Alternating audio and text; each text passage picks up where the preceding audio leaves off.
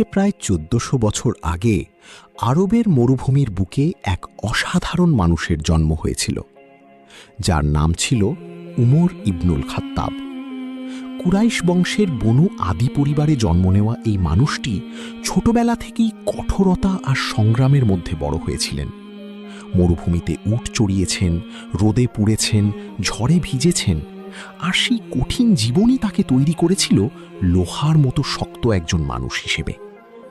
যৌবনে উমর ছিলেন মক্কার সেরা কুস্তিগির, সেরা বক্তা, সেরা কূটনীতিক, এমন একজন মানুষ যাকে দেখলে শত্রুরা ভয়ে পিছিয়ে যেত। কিন্তু সেই উমর ইসলামকে ঘৃণা করতেন প্রচণ্ডভাবে, গভীরভাবে, কারণ তার মতে এই নতুন ধর্ম তাদের পূর্বপুরুষের ঐতিহ্য ধ্বংস করছে, কুরাইশদের ঐক্য ভেঙে দিচ্ছে। একদিন সেই ঘৃণা চরম সীমায় পৌঁছালো। উমর তলোয়ার হাতে বেরিয়ে পড়লেন, মনে একটাই সিদ্ধান্ত, আজ মোহাম্মদকে হত্যা করবেন, এই ফিতনা চিরতরে শেষ করবেন। কিন্তু পথে এক লোক তাকে থামিয়ে বলল, উমর, আগে জানো, তোমার নিজের বোন ফাতিমা আর ভগ্নিপতি সাইদ ইসলাম গ্রহণ করেছে। এই কথা শুনে ওমরের মাথায় যেন আগুন জ্বলে উঠল। তিনি সরাসরি বোনের বাড়ির দিকে ছুটলেন। দরজার কাছে পৌঁছাতেই তিনি শুনতে পেলেন ভেতর থেকে একটি অদ্ভুত সুরেলা তেলাওয়াত ভেসে আসছে। এমন কণ্ঠ, এমন ভাষা, এমন গভীরতা যা তিনি জীবনে আগে কখনো শোনেননি। দরজা ভেঙে ঢুকলেন উমর, ভগ্নিপতিকে মারলেন, বোন এগিয়ে আসলে তাকেও আঘাত করলেন। কিন্তু ফাতিমা রক্তমাখা মুখে দৃঢ় কণ্ঠে বললেন, ওমর, তুমি যা খুশি করো, কিন্তু আমরা ইসলাম ছাড়ব না। সেই কথা উমরের বুকে তীরের মতো বিঁধল। তিনি থমকে গেলেন, হাত থেকে তলোয়ার নামল, চোখে অজানা এক অনুভূতি জেগে উঠল। বললেন, যা পড়ছিলে সেটা আমাকে দেখাও। ফাতিমা পবিত্র হয়ে তার হাতে তুলে দিলেন সূরা তহার সেই পাতা, আর উমর পড়তে শুরু করলেন, তহা, আমি তোমার উপর কুরআন এই জন্য নাজিল করিনি যে তুমি কষ্ট পাবে।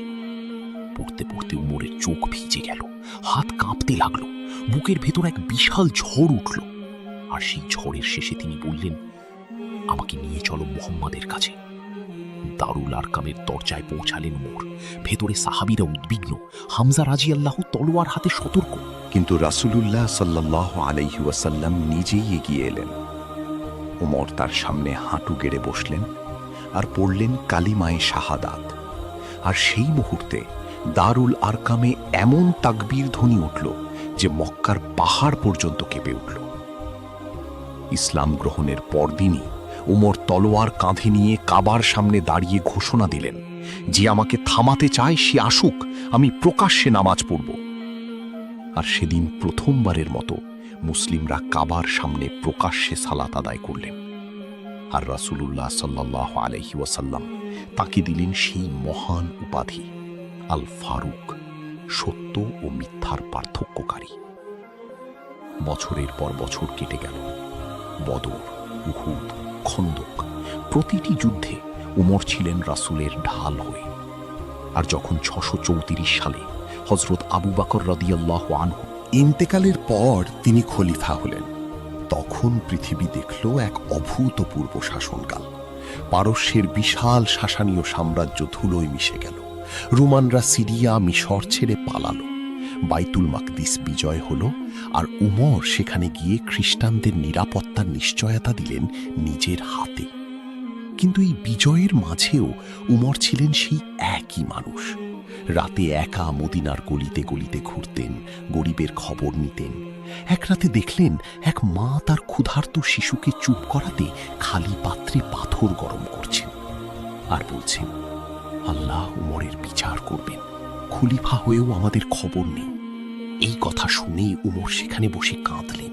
তারপর নিজে বাজারে গিয়ে আটা, তিল, খেজুর এনে নিজের হাতে রান্না করে দিলেন সেই পরিবারকে। আরেকদিন মিশরের গভর্নর আমর ইবনুল আস রাদিয়াল্লাহু আনহুর ছেলে একজন নিরীহ খ্রিস্টান যুবককে শুধু ঘোড়দৌড়ে হারানোর প্রতিশোধে চাবুক দিয়ে মেরেছিল। উমর সেই যুবকের হাতে চাবুক তুলে দিয়ে গভর্নরের দিকে তাকিয়ে বললেন সেই অমর উক্তি, হে আমর, কবে থেকে তোমরা মানুষকে দাস বানিয়েছ যাদের মা তাদের স্বাধীন জন্ম দিয়েছিল? ৬৩৮ সালের ভয়াবহ দুর্ভিক্ষের পুরো বছর উমর মাংস খাননি। বললেন, যতদিন আমার প্রজারা না খেয়ে থাকবে আমি ভালো খাবো না।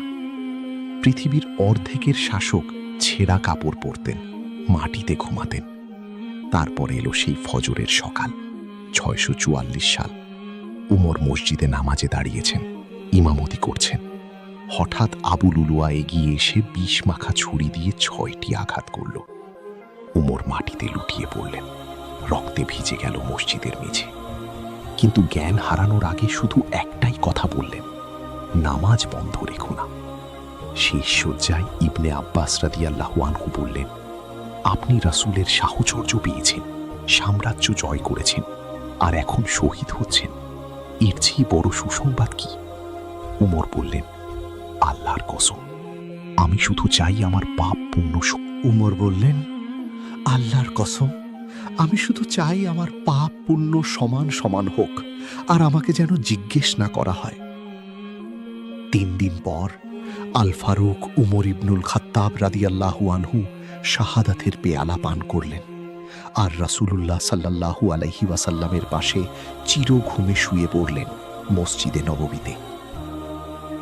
এই ছিলেন উমর, যে মানুষ একদিন ইসলামকে ধ্বংস করতে বেরিয়েছিল, সেই হয়ে উঠল ইসলামের সবচেয়ে উজ্জ্বল আলো। আর রাসূলুল্লাহ সাল্লাল্লাহু আলাইহি ওয়াসাল্লাম বলেছিলেন, আমার পরই যদি কোনো নবী হতো, সে হতো উমর। আল্লাহ তার উপর রহম করুন এবং আমাদেরকে তার জীবন থেকে শিক্ষা নেওয়ার তৌফিক দিন। আমিন।